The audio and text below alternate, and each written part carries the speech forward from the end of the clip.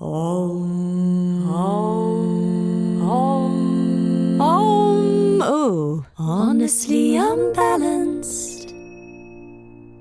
I watched the cutest video today of you, of the affirmation stuff. That's so sweet. So this was just for our listeners, kind of the morning affirmations between you and your little one. How old is your little one? Like 2 or 3? She's 3 and some change, almost 3.5. Amazing. And it was, what was the affirmation? I love my body. I'm smart and strong. Smart and strong. And I can do anything. When did this start? You know, I've never been a big affirmations person. Like in my past life, I used to be like manifestation affirmations. Like it's a bunch of woo-woo. That's bullshit. Like, you know, life is tough, get a helmet kind of person. Right, we'll get on. Yeah. So I was always like that. But, you know, since having a kid and watching them just like come into themselves, all those things that you're like, I don't know, maybe that would have been helpful. No one ever like proposed this to me. Maybe I should think about how I talk to myself from a young age instead of, you know, hitting 25 and 30 and being like, oh, that was problematic the way I spoke to myself my entire life. So now so with her, we do it every single morning. And I kind of started it as a thing that maybe she would like, or maybe she'd just see me do it as a modeling. And she stops at the mirror and she's like, we haven't done our affirmations yet. And she does them and she looks at herself, or she catches me doing them with her and I'm looking at her instead of myself. She tells me, Mommy, look at yourself. Oh, wow. Which is like really powerful. I mean, it's made me do my affirmations. So every she day. understands not only what they're doing, but what they're meant to be for as well. Yeah, she gets that she's talking to herself. She did it the other day. We were riding her little bike. She's got a little, not got pedals, but it's like a balance bike. And, you know, she only lasts like 3 or 4 blocks and I'm kind of jogging beside her, but she's going up a hill. She was like, I can't, you have to push me. It's too hard. And I said, what if we just tell ourselves, I'm strong and I can do it. I'm strong and I can do it. And she literally to herself up this hill, I'm strong and I can do it. I'm strong and I can do it up the whole hill. It was like, maybe it would have changed my life if I would have started this at age 3. I think there's a lot more awareness, isn't there, about this self-talk now. I think coaches have always used it, even sports coaches. But I was listening to a punk band the other week. Have you heard of the Idols? I think maybe they're more UK, yes. But you have heard of them. And one of their lyrics is, if someone spoke to you the way you spoke to you, I'd punch them in the face. Love yourself. That's amazing lyrics. Like even post-punk bands are talking about this idea of self-talk. And so have you noticed an effect on yourself as well through doing it? A little bit. You know, I've always struggled with anxiety and like a lot of catastrophizing and just like kind of survivally stuff in my life and in my psyche. And I think when I was maybe like 25 or 26, I was living in Portland, in Oregon, and I was home alone a lot. I was working, but I was alone a lot during this time.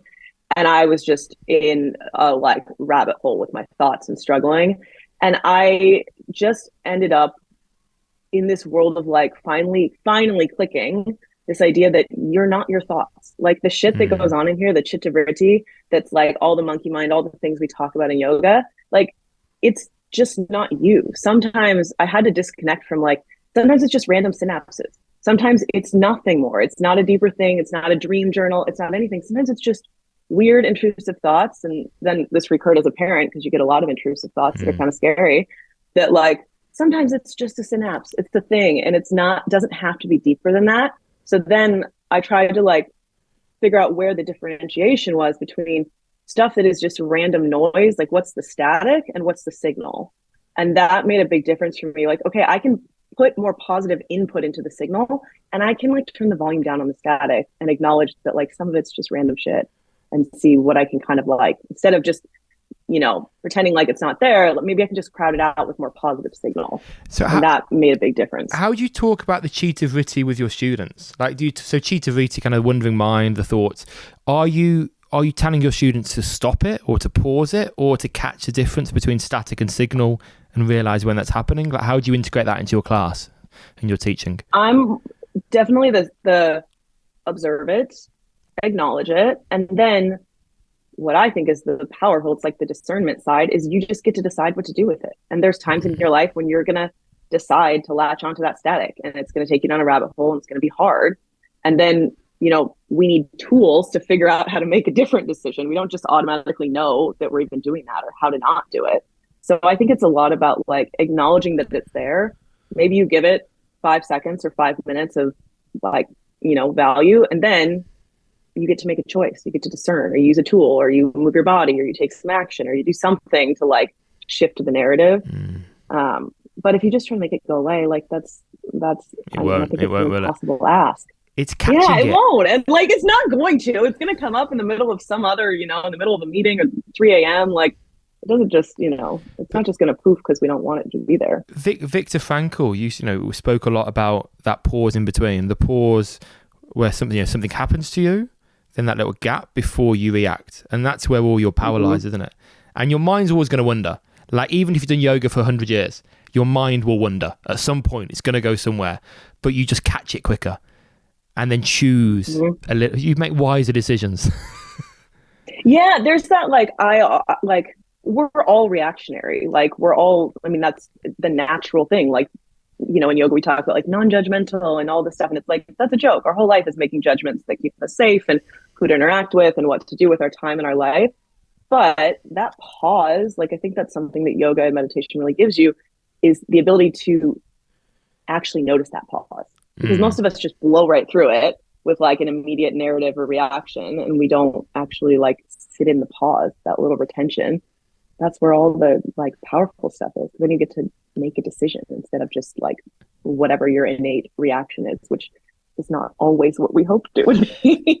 It doesn't seem like you were the most natural, not natural yoga, that's the wrong phrase, but I'm interested that's very accurate. I'm interested in like how you were drawn to yoga, because like it doesn't seem like you were the most hippie or kind of drawn into, lots of people do yoga because either they're part of that subculture of kind of like, building their self. No, I guess that's more recent, but part of that building yourself, building your body. But equally in old school, it was either hippies, people that have had some kind of trauma physically or mentally, were the ones that did yoga. Like, how did you end up getting dragged into it? I do refer to yoga often as like a lonely hearts club. Like, most people, less so now because it's more mainstream than ever, but for a long time, like, you didn't end up in yoga because like top 40, at least in the US, like beer, church, and football worked for you. Like, you ended up in yoga because you're looking for something else, or you needed something else. For me, I was competitive my whole life. I was in competitive sports. I don't often share it because it's a little bit embarrassing, but I was a competitive cheerleader and all the way through college. Is that not cool in America? Like, we've got in the UK, we've got no concept of that. All we know is what we see is Now Cheer, that TV show. But is that not a cool club to be part of? I think it's cool if you're in it, but I loved it. I was deeply in love with it, and I was like heartbroken when I stopped doing it and everything. But it's also one of those things that has a stigma, and I always really struggled with this place of like, okay, I love this thing, moving my body, being a part of this team. I like sports. I like competition. I like that like adrenaline pump of things. But also, like, I'm a big nerd at heart. Like, I have like Star Wars tattoos, and like, just like, I'm way on the other end. And I always wanted to be more accepted in this kind of like undercurrent place that I actually felt much more comfortable than it was just like this mix. And I didn't really know where I belonged a lot of times. Yeah. And so I always kind of felt in between those two worlds, And then somehow yoga pulled you in. Yeah. So yoga was, in college, I was cheerleading, and I was wrapping up that portion of my life. And I didn't know what to do with my body that wasn't punishment. Like, I had spent my whole life, again, in sports and in cheerleading and a little bit of dance, where every aspect of moving your body is because it's for performance. It's for someone else's consumption, right? It's to look a certain way. I had coaches that I won't even repeat the things that were said to us as young adults. And I had no idea how to not look at movement through a calorie punishment weight loss lens. And yoga was the first time, and all credit to my father, who'd been trying to get me to do yoga my whole life. But I went with a roommate to a Bikram class, and it was the first time I was like, oh, part of me thought, you could be good at this, you could do it. And the other part of me was like, looked around the room and was like, no one cares. And it was so freeing. It was like the first time I did something that was like, I felt good and there was no like calorie counter on the treadmill. There was no coach looking after me yelling.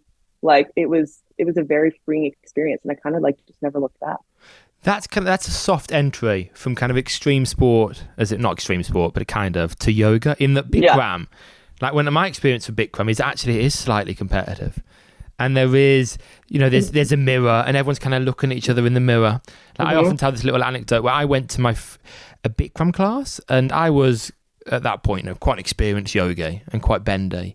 And I thought, I'm gonna go to a new Bikram studio and like not make any kind of presence. So I kind of walked in with like a towel with a clown on it.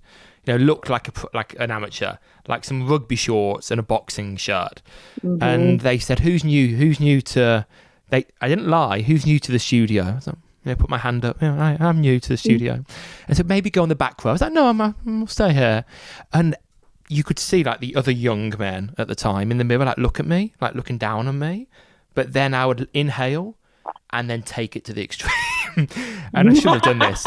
And then, they'd hug their leg to the chest and I would put my leg behind my head after a few.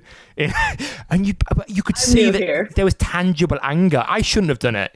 This is a long time ago. I'm not that person now. But I find like Bikram still have that competitive edge, which maybe that was a nice draw in for you. It was. I think it was the interstitial place. I think if I had just walked into like into a general vinyasa, no mirrors, like a softer hatha setting or an Iyengar class, I don't think I would have stayed. I don't think I would have lasted. I needed that little like to still kind of stoke that fire.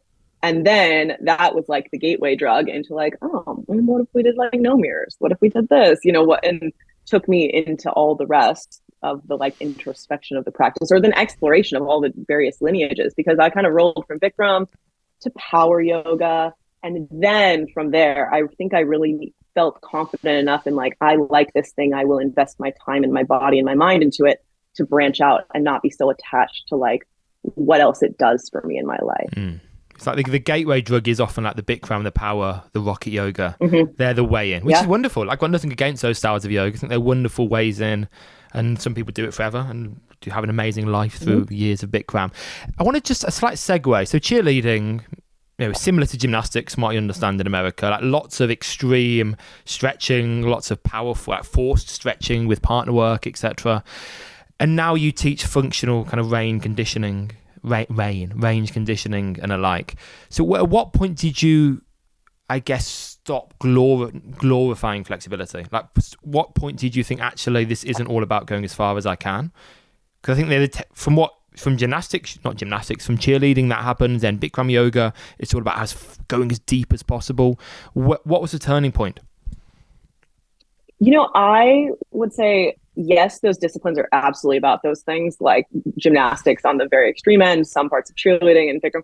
But I have never really been like that good at anything my whole life. I was always like the person who made the team. I was on the team. I could win an award for like, most improved, happy to be here, volunteers for everything, like most charisma. But I've never been like the star of any of those things. And so for me, I think I always watched those around me in the disciplines. Like, I watched people go to really big extremes. I watched them hurt themselves. I certainly have hurt myself and done things like that too. But I watched it with a different lens of like, okay, I'm not the best, but I need to be here every time. So I can't get hurt. I need to be able to sub in at any moment. And so I think I always had a little bit of an eye for like, okay, how do I make this work for me? Like, what can I play to my advantage? Because I'm never going to be the most flexible, the strongest, the tiniest, the highest flipper, the best dancer, but I can be kindest, smiliest. I can know all the choreography. I can be here on time, and I can really care about this. And so that gave me a little different, I think, lens that now I have watched myself mirror in my career of like, I see all those things. I appreciate them. And there are times and places like when you're in a class and you're kind of like, I don't know, maybe I will try to put my foot behind my head today. And then there's a lot of moments where you're like, no, I don't care. Right. And so I think I've always had a pretty good barometer of being able to be like, that's cool, but I'm fine. I'm okay. I can rest on other laurels, or I have other things that I feel like are my strength. That's hard. So I never really felt the pressure of that. Okay, so part of it is just you were born with self-control of ego, in a sense. Yeah, and just like a straight up, like right in that like middle ground. I've always just been like middle of the bell curve, like, and so And can you talk a little bit to like the functional range conditioning stuff? Because a lot of our listeners won't really have heard of that. Like, they might have heard me talk about balancing flexibility and strengths, but not in the terms that you described there. Could you talk a little bit to it? Yeah, so I teach mobility, and I think mobility is like a big buzzword currently or late, and functional movement. And I think of it as although certainly it lends itself very well to yoga, and there's a lot that we are doing in an asana practice that is, there's permeation. But functional range conditioning is part of this like larger systems called functional range systems. It's a lot of, whatever acronyms, and a kind of group approach to it called Kinstretch. And a lot of it is just sort of systematizing the way that we approach the balance between passive range of motion and active range of motion. So in yoga, we do so much passive range of motion. We do a lot of like deep stretching, or we're in things with the weight of our body, or in something like Ashtanga, a teacher with big hands-on assists. In Iyengar, we've got sandbags and dowels, and like we're always doing this more extreme thing. And it's not to say that that's like, I don't believe in the demonization of passive stretching, but we need to acknowledge that they're not the same. So like, just because you can put your foot behind your head doesn't mean that your hip is working at its best capacity to carry you through life. I think we watched this trend, or is happening now, of like, the era of injuries in the yoga world, or things as trends go through. And I've watched many teachers that like were seniors to us in our kind of generation need hip replacements because they grew up in the Ashtanga world, right? And now we have surgery. Like our knee surgery and hip replacements. Lots of slip discs. And then in the power yoga era, which is kind of like, I think where probably our generation, like what I was raised up in, a lot of shoulder stuff, so much talk about repetitive injuries and like shoulder impingement stuff, because there was so much more arm balancing, handstand, repetitive chaturangas, things like that. And so what drove me into the mobility world was this, like, one, I just like learning and I like the body, and I'm like very interested. My brain works that way. It's very analytical and likes to problem solve and troubleshoot. So I would look at these things and think like, there's a better way. There's a better way for us to be doing this. And it's not that what this other thing is wrong. It's just not serving the purpose that we all think it is. So can we find a way? Like, how can I understand a little bit better when we do these things, when they happen, or when we move our bodies in asana? Like, are we really doing what we think we're doing? And I think the answer a lot of times was not really. We're certainly doing something, but what often is being sold as in the yoga practice is just not quite accurate. And so I think that FRC and functional range and the world of mobility is a really important complement that allows people to get what they're looking for physically out of the practice, but do it with strength, resiliency, and approach that means they'll probably have that range of motion and stability from like a lifelong perspective, instead of just in this smaller pocket of like one practice at a time.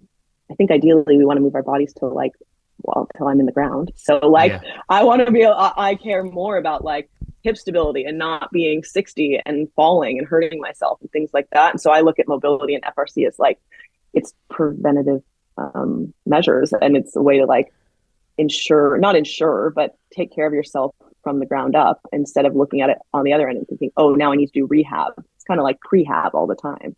What do you feel that you said, you talked about the why there. Like, what do you think most people are thinking when they practice asana? As in, do you think it's just about the making of the shape initially, or just about, this is a stretching class, I need to stretch my body? What do you think is in the average student's mind when they practice asana? That's a good question. I think that they have no idea what's in their minds. I don't think I knew what was in my mind at first too. I think a lot of it, I think we're so trained to emulate and to do it right. And maybe this is like a very, again, like Western, I am a woman who's spent their whole life in, like public facing things, and like in this world of, tell me how to do it right. I shall do it right. Wanting to people please, wanting to exist in that way. So I've spent most of my life wanting to do it right, wanting not to get in trouble from a teacher, maybe wanting a little bit of praise to tell me I'm doing it right, and then like want to feel good about it along the way. So I think that more people, whether they know it or not, are just trying to fly under the radar and do it right. Like they just want to go to class and like, tell me I'm doing it right. Am I doing the thing? That's like the question that no matter how many teacher trainings I run, people are always like, and no matter how often I tell people, and constantly it's like, there is no right. My answer to every question is going to be, it depends. And tell me more. But no matter what they ask, they're like, but am I doing it right? Can you watch me do it and tell me I'm doing it right? And I think that's what a lot of us want, is approval and validation and connection and belonging. And so doing it right is this version of like, do I belong here? Can I be here? Is this okay? And we need that. And we want that in our soul, to be told that we belong and we're seen and it's going to be okay. Even if it's just like, in a plank pose. There is a hard balance to be found there, isn't there, between telling people there is no right way, but also trying to make sure they're not like in chaturanga and just dumping in their shoulders. Like I often refer to the idea of kind of alignment principles applied to unique bodies. So like, how do you deal with that with your students or your teacher trainees? And they're like, okay, you're saying it depends, but I've had students, well, if everything depends, then how can I possibly teach a class? Or this idea, like I put a post on about like, don't let your students freestyle. Like it really annoys me. I mean, when I say freestyle, it's more like if I'm teaching just a twisted lunge, don't bind, because I'm taking you to Kundinyasana A, which doesn't require internal rotation, for instance. And then loads of people are going mad about it, saying you should let people do what they want, and it's an open class. Like, how do you find that balance, or how do you tell your teacher trainees how to find that balance? Well, I think we need a lot of like reference to understand why that balance is so important too. Like, I think all the heavy alignment yoga and like the intensity of it gave everyone this false sense of security that if I do it right, if I follow these rules, like, the old Anusara, like universal principles of alignment, if I do these things, then I won't get hurt. Then I'll do it right. Then I'll get my little, ping of energy and everything will be in the right place. But then, people do that and it's like, it still doesn't work, or they don't get the pose. It's a peak pose class. They follow every alignment instruction and they still can't do Titibhasana. It's like, yeah, man, there's so much more beyond what's being sequenced in this class that would matter to whether or not you can do Titibhasana or Firefly, that there's nothing I can say in an hour-long group yoga class that is going to change the proportions of your body or the way things fit together or how much you slept last night or did you eat. Like, there's so many things that it just is. What I think it depends, like this in-between place, is that no matter what we're talking about, we kind of always have to adhere to like, we call it the Goldilocks principle. And I know I'm not the only one that calls it that, but that's like my golden rule for everything is not too hot, not too cold, just right. And I think it's the same with alignment and instruction, or like the free form or super rigidity, is that there is a place in between where there's a balance of freedom and structure. And that place is really empowering for students. To say in a certain moment, like, hey man, we're not revolving today because we're going to go to Kundinyasana 2. So I see what you're doing. Love it. Not what's happening today. Like, there's a place for that. And then to also say, great, we've made it through this arc. We've done whatever. Now we're going to do spinal waves for 3 minutes and like do whatever feels good. And like, here's a moment of freedom, or, some version of toggling that for people so that it's like, this matters here because there's a purpose. And if you choose to ascribe to that purpose, then great, follow me along for the journey. But if you're here, I use my dad as an example all the time. My dad has done yoga his whole forever. And he would come to my workshops or my classes and he'll like do 3 poses, do crow pose, and then lay down in Shavasana for 45 minutes. And it's like, if that's what you want out of the class, like, cool. I'm glad, if that's going to make you feel better, happier, nicer to your kids when you get home, like, great. Did he at least put himself at the back corner? Yeah, oh yeah, back He's corner. Not front center. No. I would throw my mom out for that. But I really like what you said there and how you dealt with that student that does the other thing. Like, I try and advise students, like my teacher trainees, how to do this, and I really struggle because I've just got a naturally kind of angry face. And I just tell people to stop, and I can kind of get away with just being quite firm. But that was a perfect balance of, I like what you're doing, you said. I like what you're doing, but it's not what we're doing today. I'm going to cut that little section out and use that in my teacher training resources.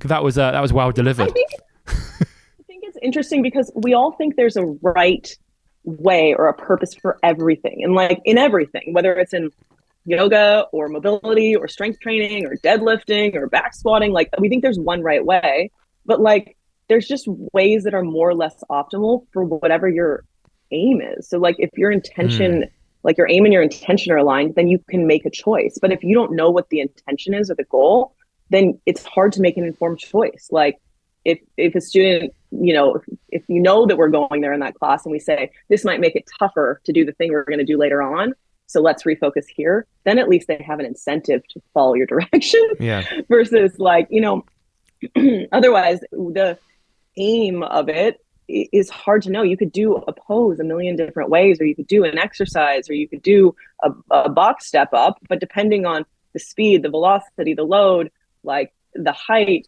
all of those things will change what the point of it is. It's going to change what tissues it targets. It's going to change what range of motion you're focusing on. It's going to change how difficult it is for you. And so there's like a million levers that you can toggle in any exercise or any movement or any asana. I think it's tough for students and new teachers to realize which levers they're pulling and how that's impacting their students. And so the it depends conversation to me is like, okay, well, let's look at the ecosystem, or let's talk about that instruction that you gave is great, but it makes more sense in this kind of class versus this. And so how can we make it applicable to, like, what's the point? What's the point of what we're doing? And in terms of making that the point, as it were, available to students, I think it's nice for teachers to always do an intro to class. Like to set the scene, say, look, this is what it can be the simplest thing in the world, but guys, this is what we're working on today. When I say turn the bicep forwards, this is what I mean. It's because I want you to work these muscles under the arms. So just that's setting the scene for class a little bit. Let's work in that direction. Even as brief and general as that, I think really equips students with the why. Because if you're teaching a flow class, you don't want to stop and start constantly and explain concepts. You at least need to give some kind of rationale at the beginning while people are looking at you and making eye contact. Yes. Then when someone is trying to bind later on and they're stressed and the sweat's in their eyes, you're not going to teach an intellectual concept at that point. No, I mean, there's definitely a difference too in class between like teaching moments and guiding moments. And in the guiding moments, like in the flow of things, like people can't hear you.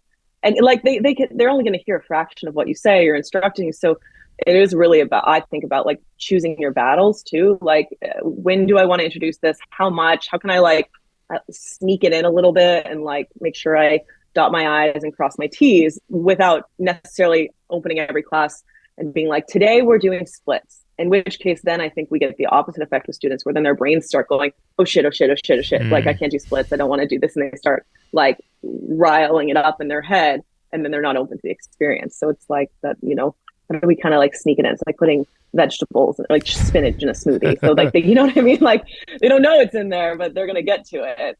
So it's I think the worst thing you can do is tell people in advance what the class is about. Like the theme of this week is Hanumanasana. No, I'm not going to class. If I read that, you won't see me. Yeah. Swinging about now to you opened a studio. You own a studio. Like, at what point did you decide, you want to settle down in one place and not move around, not teach in other studios? What made you think, I want a place to call my own and a place to kind of call home-ish? I don't know if I ever really made that decision. It just kind of happened. The first studio that I opened with my teaching partner, Patrick, was in Los Angeles. So we were living in LA at the time. And we had been nomadic, like, just traveling, doing workshops, kind of like on the circuit, if you want to call it that, for years. And it was lovely and expansive and was such a good opportunity to connect with so many amazing people and like get to be in studios and feel what communities are like in different places. Like, one thing I think that made such a difference opening a studio after all those experiences was I would go to the most beautiful studios in the world, like just aesthetically jaw-dropping, and the community would be down in the tank. And then you go to like a little hole-in-the-wall studio and it'd be like one room, and the community was like the best you'd ever walked into. So it was this chance to kind of gather all this data about what does it mean to run a good studio? What does it mean to hold community and space for people, and what feels good and what feels excessive and what's realistic and what's important? And so there was all that always like in the back of my head, and I'm a bit of a control freak. So I always kind of wanted to like have my own space where I could run the classes I wanted, or run the trainings when we wanted, or, change the decor. Like, couldn't walk into any more power yoga studios with bright orange walls and things like that. I was like, I got to feel like at ease somewhere. And so it was always in there, but we were in Los Angeles at the time, and we had a teacher training that we had booked in Los Angeles, and it was sold out, and we had nowhere to host it. We didn't have, our studio partnership fell through, and we were like, hey, we have 40 people coming in 2 months, and we have nowhere for them to go. And found a little studio on Craigslist down the street from our house in East Los Angeles. And it was an old star art studio. And I was like, okay, we'll take it. And we literally laid the floors and, transformed it. And it was great. And we had that studio for 2 years before we decided to have a kid. And at that time we were like, we need grandparents. We need help. So we closed the LA studio, moved back to Seattle, and reopened here, which is where we're both from. And we kind of always wanted to at least, maybe have both or be back and forth. So then we reopened here, and we've been open ever since. And, Commune's been it's been great here. What lessons, so you traveled the world looking at different studios, like what are the main takeaways you got from seeing other space? Is there anything that makes you think, actually, you thought, I want that in my studio? Or not? Like, yeah. I want an Om symbol. That's the key to creating community. I think things that I took away from studios that had really great community and students that were really engaged, which was always a priority. Like, I started the yoga practice, like I said, in college. So I started practicing when I was 20, and I started teaching when I was 24, I think. And so I was always really young in the game. Like, I always felt young, and like there weren't a lot of, especially at that time, yoga without social media, there wasn't as much like visibility. So I was always looking for like-minded people that wanted to do it, that were really enthusiastic, that were stoked about it, and that just was hard to find.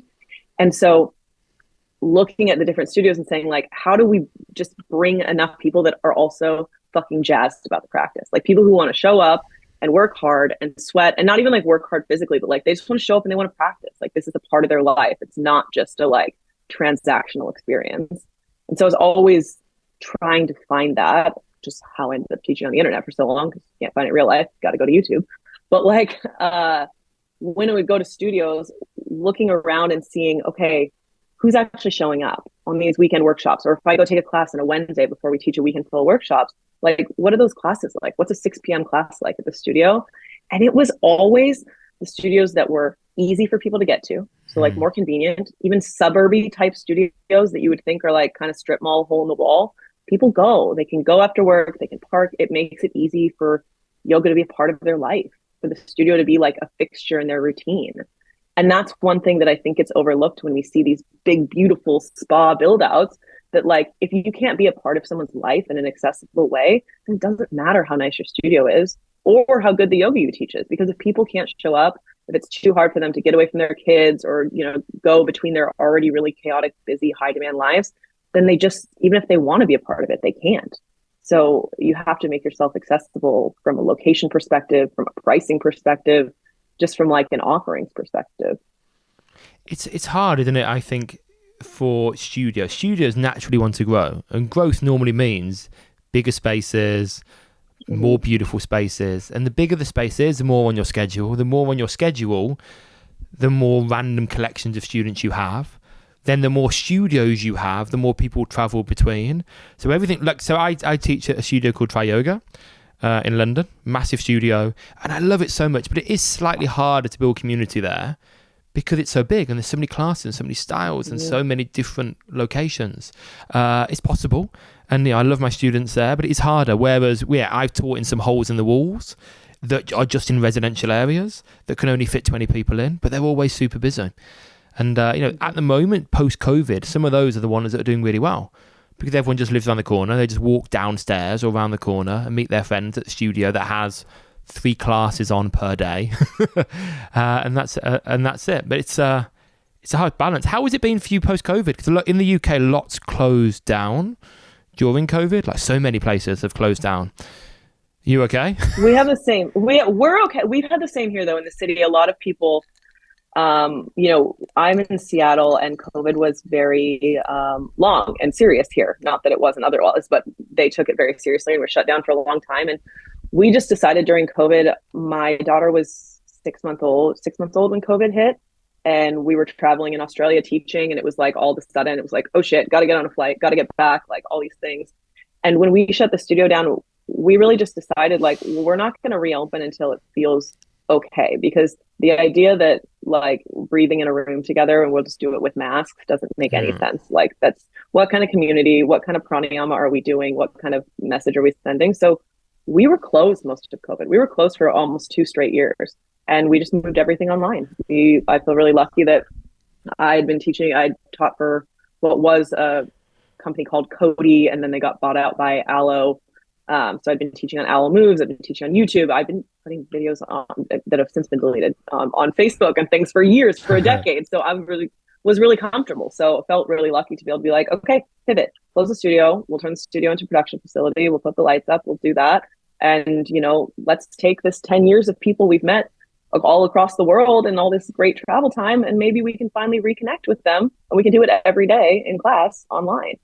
So it actually, in a weird way, like it is given me a lot of opportunity to stay connected with students that I otherwise wouldn't get to see as much, especially having a new baby. Like I could go teach with a 6-month-old and, nurse right before I teach, and then go teach the class and then jump back out and get to connect with students that otherwise, I would have probably not been back on the road and seen anyone for years. So it was a weird blessing for like my workflow and my ability to stay engaged during that tough time. Yeah, it's a weird one. Some people have really capitalized on it. Some people haven't.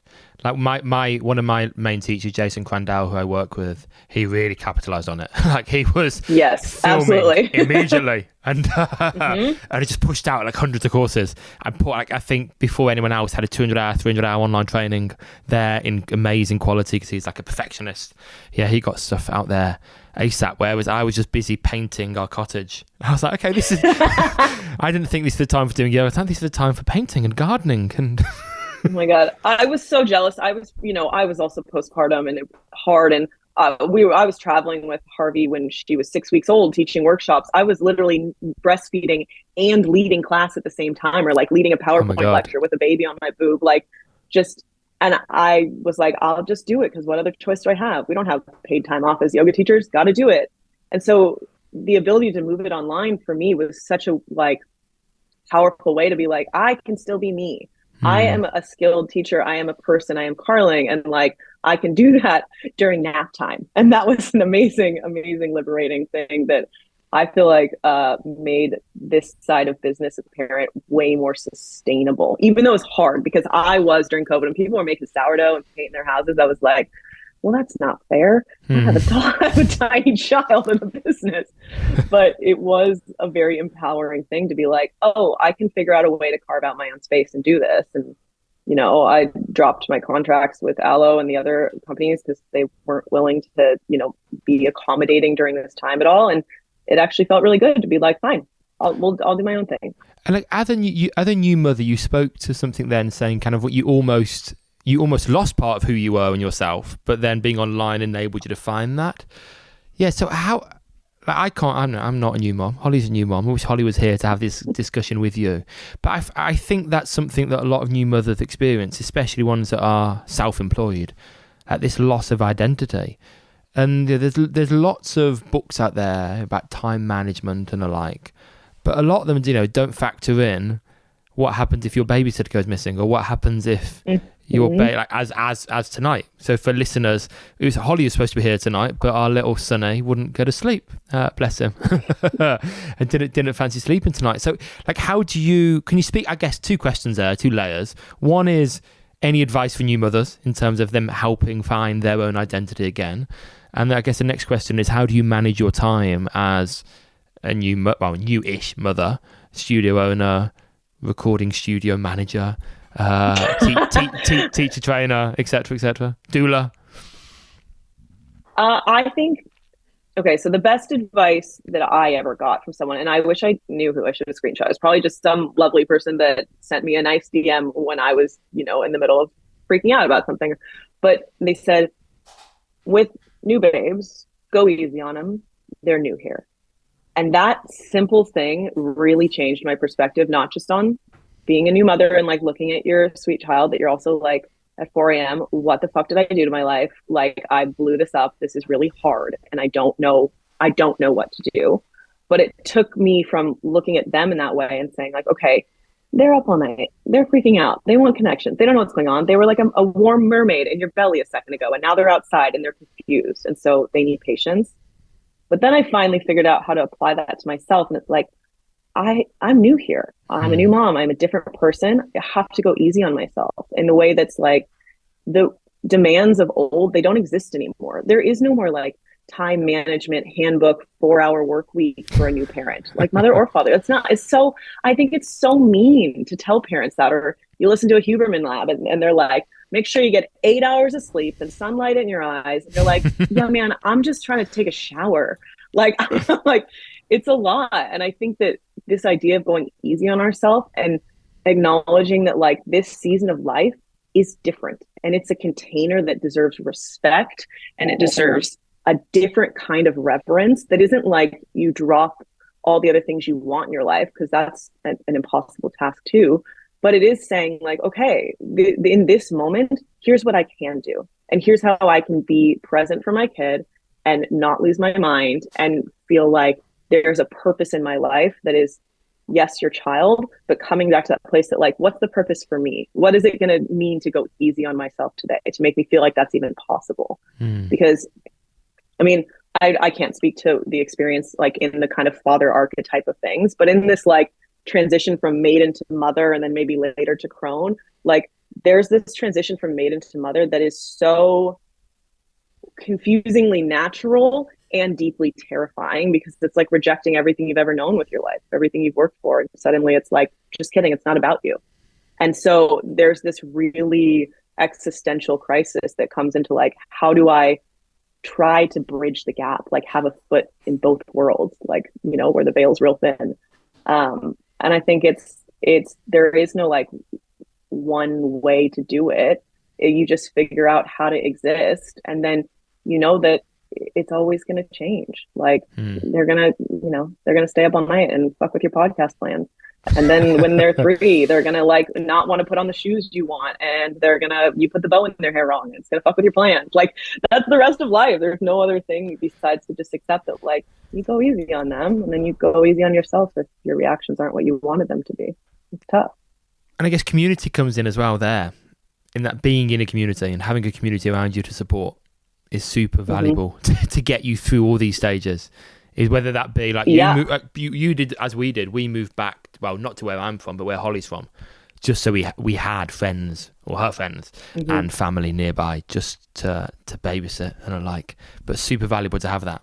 That whole adage that it takes a village to raise a child is just so true, and you realise that now. Yes, and you know it's hard because I think when you first have a kid, like your little boy is what, 14 weeks? Yeah. You're still in that phase too, where I think there's times when you're like, okay, well, when's the village going to show up? Where's the village? Like, I'm ready. Like, where's the village?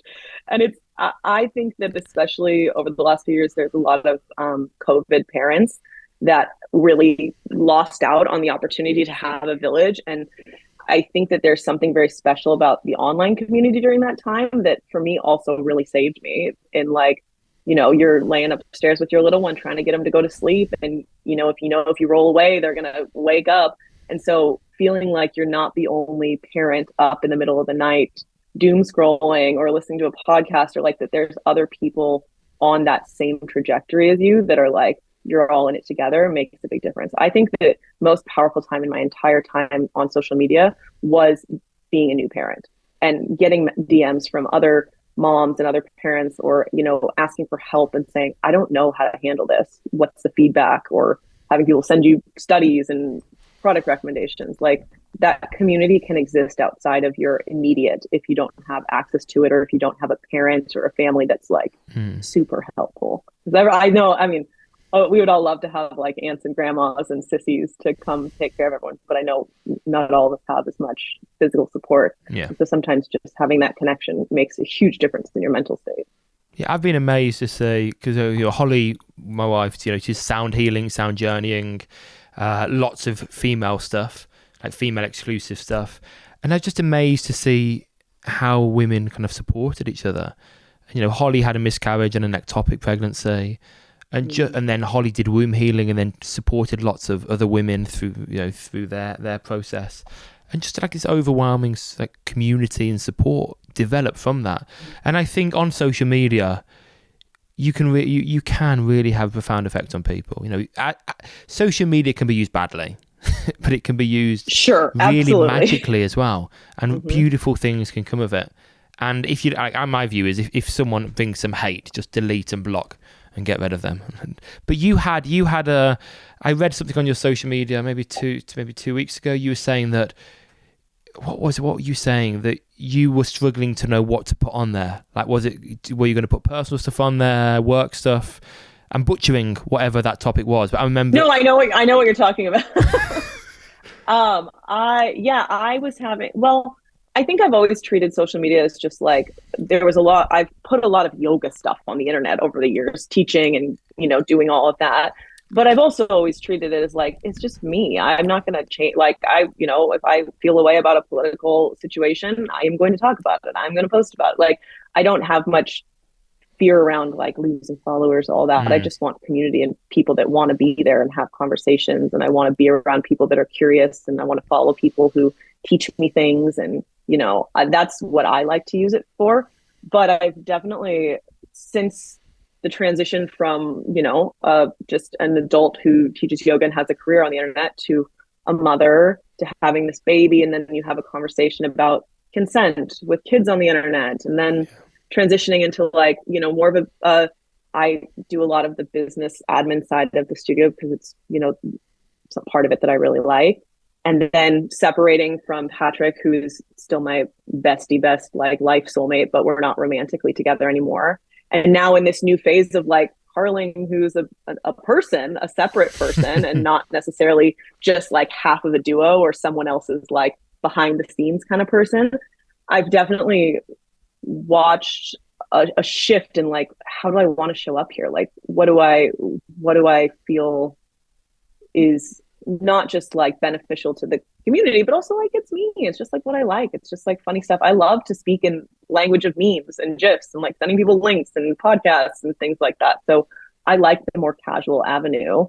But that's hard to navigate when some people are there looking to you as just this is a professional, this is a yoga account. And it's like, no, man, it's just a person. And that's what I do. But this is also like my family and my daughter and my life and, the things I like. But the beauty is you're not the only yoga teacher in the village, are you? That's what I think. You can find your niche. And people, you say niche in America, don't you? You can find your niche and you just do your thing. And my view is you don't need that many people to really like you to have a profound effect on the world. No, you just need people. You need to trust each other and feel like you've got resources and like want to have conversations. The rest, everything. Numbers is so much less about volume and much more. It's like way less. Less quantity and way more quality. And I've done a bit, like, a bit of stalking, like looking at your photos, and I've noticed like so many of the women that I know that in my life that want to work hard and are kind of strong-minded and independent and kind of honest and humble, all the kind of those good qualities. Loads of them are like following you and liking all your stuff. So you're attracting a good crowd. Like you're attracting a lot of the women that I found really inspirational in my life. So you've built something nice there. That's nice to hear. It's funny for someone, like I said, who grew up cheerleading and all these things that are like they seem very like female dominant and women centric. I don't think I really valued in like a visceral way how much female or female identifying friendship and community and that camaraderie really, really matters. Like there's something different about, and this is not to speak down on anyone that chooses to not have children or can't have them or their life hasn't lined up in that way. This is not about that, but there is something very visceral about when you look at someone, you run into a friend that's just had a child or having a kid, and you can just see in each other's eyes that like, oh man, it's been a day. We're in it together. I've got you. I see you. Like, you don't have to explain a word to me. Or having those conversations and feeling like there's this just like transmission. There's something really powerful and like coddling to your heart and cathartic about being in that company, or other people that are working hard and they're, busting their butts. There's something cathartic about that connection that I think really matters to make it feel like what you're doing or what you're going through has purpose. We're going to do some little quick fires now, if that's okay. But before we do some little quick fire questions, Is there anything you want to talk about that you have going on at the moment? Anything you want to advertise? Got a lot going on all the time. That's very chaotic over here. I kind of always have a rotating bout of teacher trainings going on. So I do teacher training through my yoga school, Awakening Yoga Academy, and we have online programs all the time. We've got mobility stuff that's on demand, a 40-hour program. We've got an advanced asana one, which talk about foot behind the head shit. I've got a long course on that, and then a sequencing one that is coming up in January. And those are all 300 advanced courses plus 200 hours on demand. And then just kind of on the road teaching and traveling, either at the studio here in Seattle at Commune Yoga, or teaching in Manchester and doing a retreat kind of in the countryside in the UK in September. So, just always on the teaching rotation, whether it's online. Where is your retreat in the UK? Is it in the north of England? I'm trying to sort out a spot right now. I've got a couple different options, but I just wanted to pull together a smaller women's group. I do this mentorship called Awakening Archetypes, and it's a lot more about just this sort of like embodiment of how we do our sacred work and how we exist to, for more than just the production of capitalism, but how do we mitigate that and, the want to have purpose in our lives. So it is a little bit more of like a restorative self-exploration type retreat. Our baby's welcome. Can Holly come? Yeah, babies are welcome. You'll have lots of arms to hold the babies. Amazing. And then Manchester, it's at the location Space at the Mill, but it's with Yoga Manchester, isn't it? Mm-hmm. In September. Yeah, second or third week in September. And just a little shout out to me. I'm in Manchester, January. If anyone is in Manchester, at Space at the Mill as well. All the workshops at Manchester. Come on. Have you been to Manchester before? No, I have a couple students over the years that every time I've been at Indaba, they're like, you have to come to Manchester. Yeah, so I'm really excited. It's a great city. It's really, I'm from Birmingham, which is the second biggest city in the UK. But really, I think Manchester would be classed as the second city. Because it's far enough from London to have really created its own identity and own culture and have all of its own stuff going on. It's a cool place. It's a cool place. And then little quick fires. Right, what is sacred for you? Interpret that however you want, but what is sacred for you?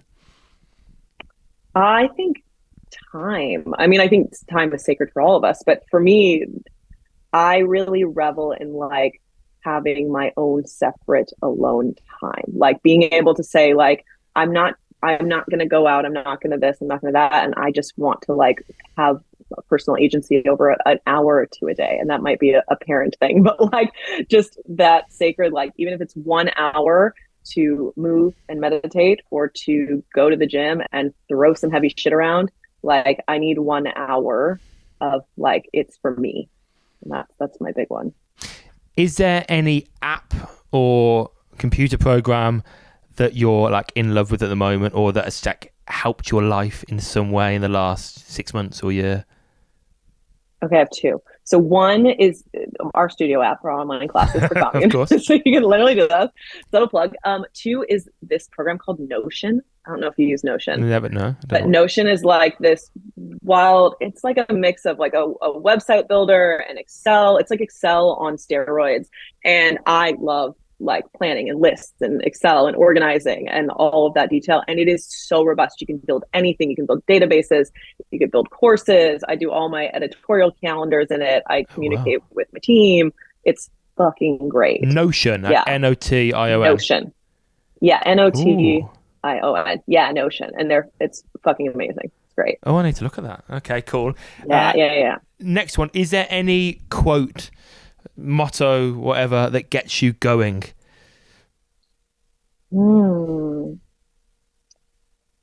I don't know if there's any one quote that gets me going. This is what I do when I need inspiration, quote mantra stuff. Is I'm a book hoarder, so I have a lot of books. I'll go to a bookstore in every city, and I will fill my suitcase very stupidly with heavy books. And so I will just and I don't always read them, or I have 10 audiobooks going at once, and I just jump between topics. I'm from whatever, comics to yoga anatomy to philosophy, all over the place. But I will just sit down every morning. I sit down and I open a book. Any book off my bookshelf, and I open to a page and I read, whether it's a paragraph or a couple pages. and I let that be whatever might kind of like soak in, kind of like pulling a tarot card for my day or for my meditation, or if I need a little inspiration, and just kind of see what shows up. So I try to pull something different, I suppose, like every single day, whatever it is. Do you use a Kindle at all? Oh, that was a kind of like a nerve. No, I have one, and I have tried, and it's been dead, and it's on my shelf forever. And traveling, it would make way more sense. I listen to audiobooks a lot. They're game changers. If you get into that, I've had 4 Kindles, and I keep giving it away, then banging you, because I found myself, maybe like you, like buying books and like just assuming I would absorb the information via osmosis or something. Just having them near me, I would absorb it. But then I bought a Kindle again for the 4th time. But now I'm reading so much now thanks to that Kindle. And there's one of my friends just the other day told me about this app/web service where you can kind of put in your Kindle access password, and it will email you one of your highlights, because you can highlight in it. You can highlight a paragraph, a sentence, that's cool. and it will send one a day. You like pick one from random, and it sounds amazing.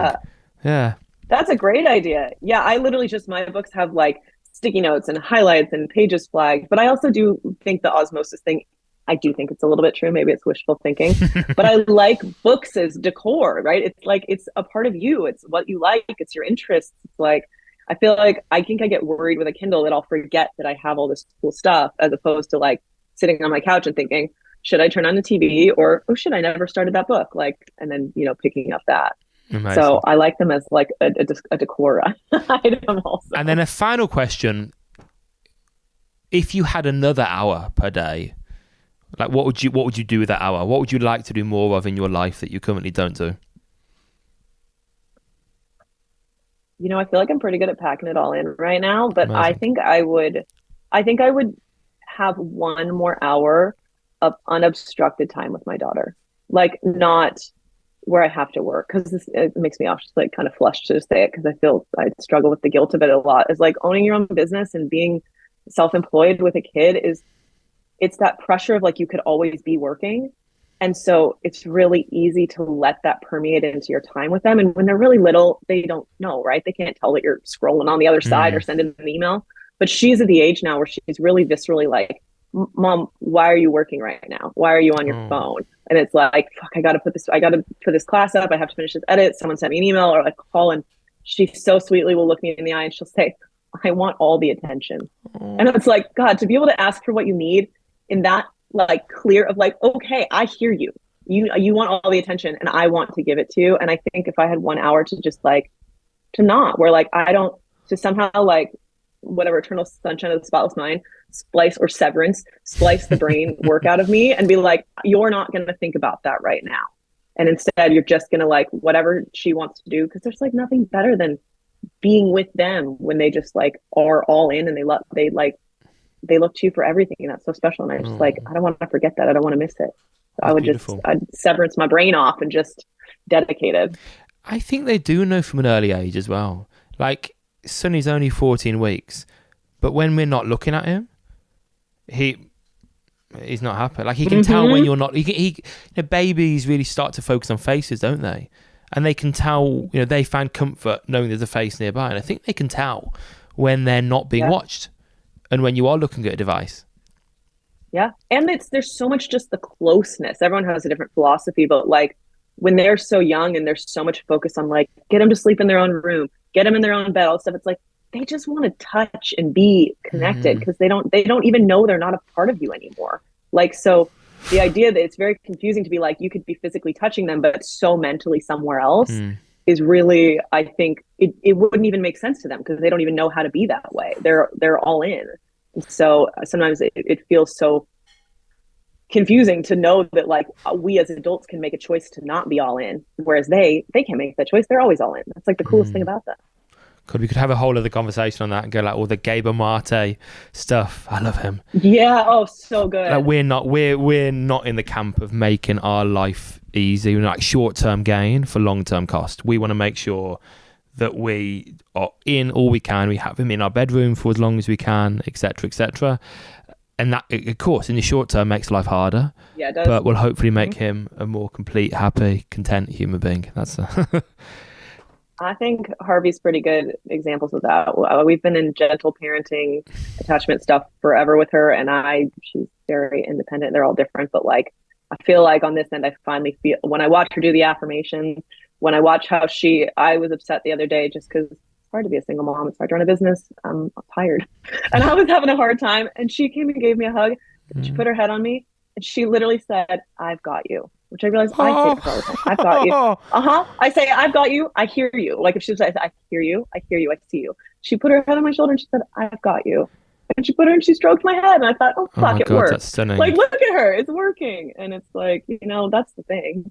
That's the yoga. I would be crying. If that happened, I would be in fits of tears. It's such a reality check. You're like, whatever I was upset about, it doesn't matter. Because you just did that to me. Because she's got There's you. nothing better.